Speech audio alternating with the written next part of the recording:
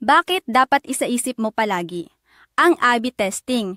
Dahil mabilis magbago ang social media landscape at preference ng users, laging may puwang para mag-improve.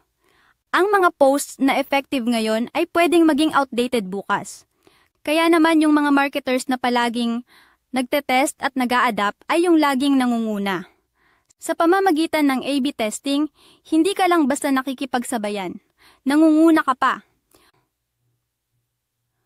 Ang A/B testing ay isang malakas at simpleng paraan para malaman kung paano mas makaka-connect at makaka-engage sa audience mo gamit ang Facebook post o ads. Sa tamang plano, pagpili ng variable, pagsusuri ng data at pag-a-apply ng natutunan, mapapalakas mo ng husto ang performance ng content mo. Walang magic formula dito. Ito ay science meets creativity.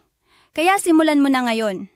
Gamitin ang A/B testing para gawing smart, efficient at result-driven ang social media marketing strategy.